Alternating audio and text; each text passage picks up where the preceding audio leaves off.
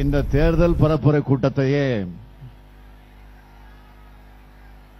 தென்மண்டல மாநாடு போல் ஏற்பாடு செஞ்சிருக்க திராவிட இயக்கத்தினுடைய ஆற்றல் மிகு செயல் வீரர்கள்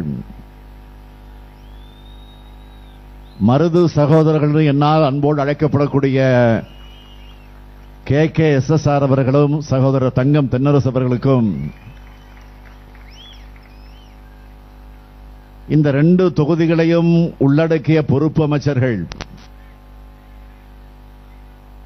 மாவட்ட கழகங்களின் செயலாளர்களுக்கும் நிர்வாகிகளுக்கும் என்னுடைய மனமார்ந்த நன்றியை நான் முதலில் தெரிவித்துக் கொள்ள விரும்புகிறேன்.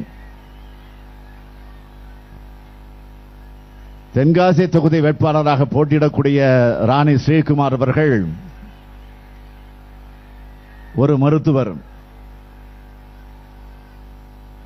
அரசு மருத்துவராக பணியாற்றின இவர் மக்களுக்கு தொண்டாற்ற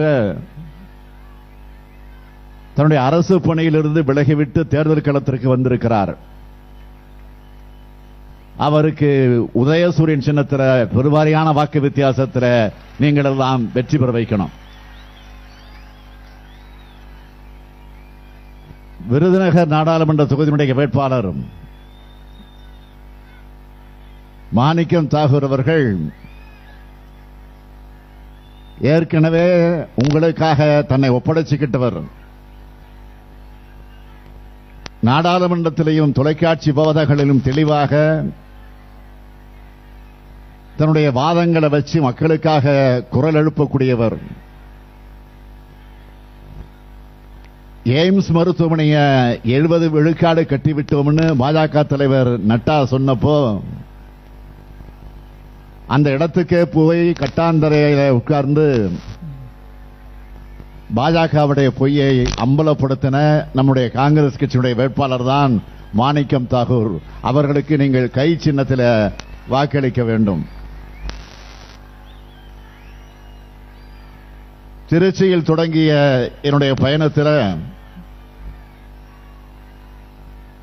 இன்றோடு 10 நாடாளுமன்ற தொகுதிகளை நான் கடக்கிறேன். இந்த 10 தொகுதியிலும் நான் பயணம் செய்யும் போது மக்களிடம் மாபெரும் எழுச்சியை பார்க்கிறேன். முக்கியமா தாய்மார்களுடைய முகங்கள மகிழ்ச்சியை பார்க்கிறேன். நான் காலை நடைபயிற்சியில் வாக்கு சேகரிக்க செல்லும் போது அன்போடும் உரிமையோடும் என்னை வரவேற்று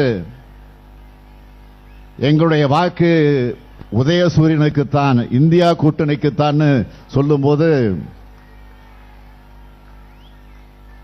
40க்கு 40 நாம தான் என்ற வெற்றி உறுதி கிடைச்சிருக்கு. போற இடங்கள்லாம் அலையலையாக வந்து ஆதரவு தெரிவிக்கிற மக்கள் தான்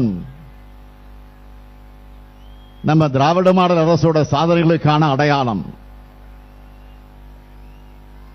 சாதனைகள்னா எப்படிப்பட்ட சாதனைகள்? தமிழ்நாட்டில் வாழ்கிற ஒவ்வொரு குடும்பமும் ஏதாவது ஒரு திட்டத்தால நிச்சயமாக நேரடியாக பயன்பெறுகிற மாதிரியான திட்டங்களா நம்மோட திட்டங்களை செயல்படுத்திக்கிட்டு இருக்கோம். ஒரு குழந்தை பிறந்து வளர்ந்து படிச்சு வேலைக்கு போகிற வரைக்கும் ஒரு தாயை போல பாதுகாக்கிற, தந்தையை போல அரவணைக்கிற திட்டங்களை செயல்படுத்திக்கிட்டு இருக்கோம். இன்னும் சொல்லணும்னா பெருந்தலைவர் காமராசர் அடியொற்றியும் திட்டங்கள் செயல்படுத்திக்கிட்டு இருக்கோம். செய்திகளை உடனுக்குடனும் துல்லியமாகவும் தெரிந்து கொள்ள சப்ஸ்கிரைப் பண்ணுங்க.